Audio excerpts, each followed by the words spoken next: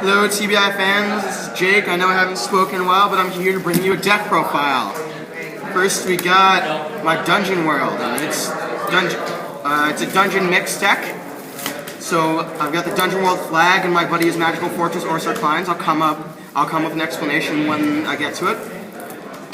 So first, we got one copy of Dragon Blade wielding Shilavana. It's very good for mixed decks. I really don't think it needs to be explained at this point. It gets all the pluses when you have both attributes out at the same time. Next, we got Legendary Messiah Tsuku. It's a good first turn striker, free gauge and a free life whenever I play it, and unlike the other Tsuku, it doesn't cost any gauge to play, and it doesn't die at the end of the turn. It dies at the end of a battle, so I can get it out of the way for a weapon to attack, just like Gao does, kind of, with Boomerang Guiding. Then we got one of the hearts and souls of the deck, 4 copies of Dancing Magician Tetsuya. And I really don't know, this is so self-explanatory. If you're not playing this, you're playing this deck wrong. All the fun and shenanigans happen. We got a couple dungeon enemies. We got Doc's Cobalt, because it's an easy 1000 Rapier clone, play 2 of those. We got 1, 2, 3 copies of 1 Gauge Demon, one of the main gauge fuels of the deck besides charging and drawing, since I only have 2 ways to do that. One thing I just wanted to ask, you didn't want to use Zanya instead of Doc's Cobalt? You just want... Oh, we'll definitely get to where that comes from in the next card. Okay. So it's pretty much El Quixote with 1000 more attack. So it's a good card in general. Next, we come to the reason I didn't use Zanya, because I play 2 Blue Knight Noboru. Zanya is a condition that in order to have move, he needs that condition. Noboru has move all the damn time, and he may only have 6 crit, and can only attack the center, but he's got double attack. You mean 1 crit, you said 1 6 crit. Damn it. He may have 1 crit, but he can double attack your center. He's pretty much a Drago Anthem with a move. And it's fucking amazing all the damn time. And his attack's extremely high, and his defense meets up to it. Next, we got another Heart and Soul Sunlight combos. Is Drum with a sexy SP drum. Play Rock Paper Scissors for Penetrate, and if you win that one game, he gets it for the turn. So if I attack again with Tetsuya, I don't need to play Rock Paper Scissors again. Otherwise, it's got Soul Guard, and I throw it in my center first turn. Next, we've got 4 of our buddy Magical Fortress Orsa Kleins. He is made for mixed decks.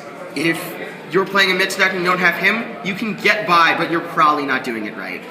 If he's on your field and you have a dungeon enemy card and a adventure card in your drop, you can put them both to the bottom of the deck. You don't shuffle the deck, and you charge and draw a card for free, straight off the top. And otherwise, it gives me a free buddy gift, and it's got 2 crits, so it's easy to get in those kills for the main point of this deck.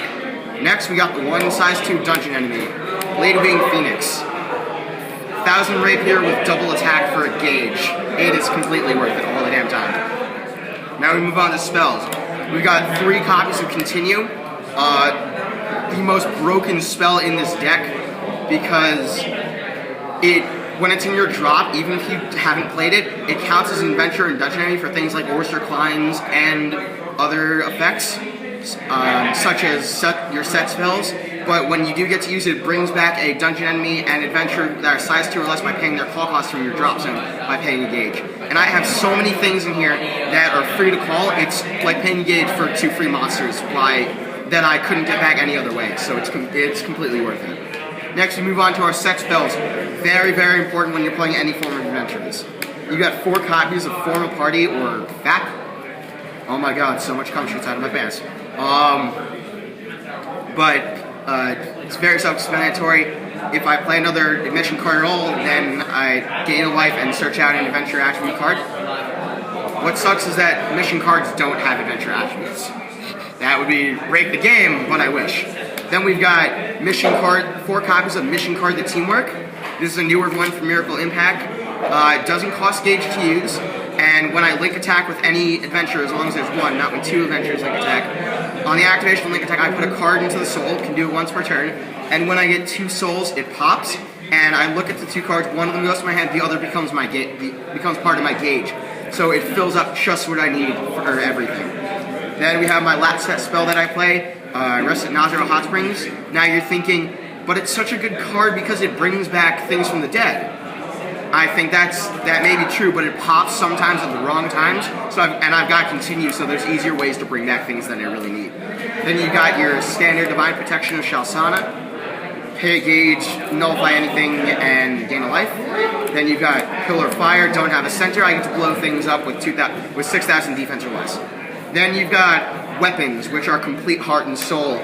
Most of my things don't function if you don't have weapons. I've got Adventure Staff Alex Bane, which is great for a mixed deck. It's an adventure attribute, so I can search it with Foreign Party. I could pull it back with my set spell, Nazir Hot Springs. It's got 6,000 power, so even without its other ability, it's a great beater. If I do damage or destroy a monster with this, and there's a dungeon enemy attribute card on my field, then I get to gain a gauge once the attack is over.